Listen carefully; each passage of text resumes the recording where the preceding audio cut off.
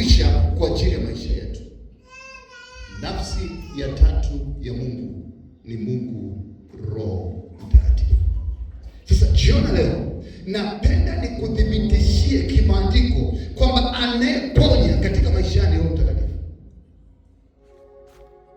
Kitabu cha Mwanzo sura ya kwanza mstari wa kwanza mpaka wa 3 anasema, hapo mwanzo Mungu aliumba mbingu na nchi, naye nchi ilikuwa ukiwa tena utupu, na Roho wa Bwana alikuwa juu ya vilindi vya maji. Baadaye tunaona katika mstari wa 3 Mungu anasema na iwe. Inaendelea moja kwa moja mpaka mstari wa 6. Mungu anaanza kufanya uponyaji. Mungu anaanza kurekebisha kilichokuwa kimeharibika. Ngoja nikwambie, nchi ilikuwa ukiwa tena utupu. Maana yake maisha ya mwanadamu ambaye ni mimi na wewe leo, yawezekana kabisa umekuja kanisani lakini uko mtupu. Ndani yako kuna giza kubwa, ndani yako kuna shida kubwa, ndani yako kuna matatizo ambayo hakuna mwanadamu anaweza kutatua isipokuwa Mungu. Na ndipo hapo Roho Mtakatifu anakuwa juu ya vilindi vya maji. Anachosubiri ni kutamka. Baba anaposema ndio maana tunasema Baba yetu uliye mbinguni. Anaposikia baba anasema pokea. Unapoanza kupokea, nguvu inayoleta uponyaji, inayoleta mambo kubadilika ni nguvu ya Roho Mtakatifu. Sasa tukudhibitishie kwa namna gani?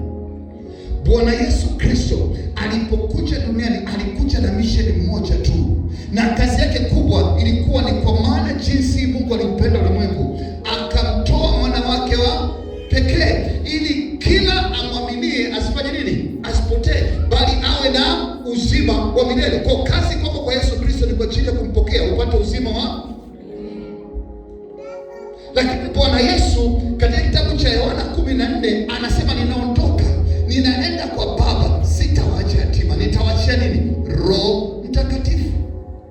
Lakini mtumishi wa Mungu Petro katika kitabu cha Matendo ya Mitume, katika kitheolojia hatujui Matendo ya Mitume imeandikwa na nani, whether ni Paulo au Petro au mtu mwingine, bado hakuna mtu anaweza kusema kwa uhalisia. Lakini kwenye literature nyingine wanasema ni mtumishi wa Mungu Petro. Matendo ya Mitume sura ya 10 mstari wa 38 tunajifunza kitu cha tofauti kuhusu maisha ya Yesu Kristo, kwa sababu Yesu alikuja duniani akaponya watu. Anaponyaje? Nguvu zake zinatoka wapi? Anasema kitabu cha Matendo ya Mitume 10:38 anasema habari za Yesu wa Nazareti, jinsi Mungu alivyomtia mafuta na Roho Mtakatifu na nguvu. Vitu vitatu: mafuta, Roho Mtakatifu na nguvu. Alafu akatembea huko na kule akiponya wote walioonewa na Ibilisi. Vitu vitatu vilimtia nguvu Bwana Yesu akiwa ni mwana wa Mungu kwa ajili ya kukomboa wanadamu, kwa ajili ya kuponya wote walioonewa na Ibilisi. Mtumishi wa Mungu Luka anasema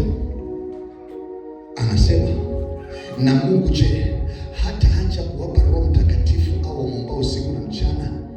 Anasema ombeni mtapewa, bisheni mtafunguliwa, tafuteni mtaona. Alafu anapomalizia asemi Mungu atakupa magari, asemi Mungu atakuponya magonjwa, asemi Mungu atakuponya chochote. Anasema kwamba na Mungu je, hata acha kuwapa Roho Mtakatifu au wanamuomba yeye usiku na mchana. Kwa naomba unielewe vizuri.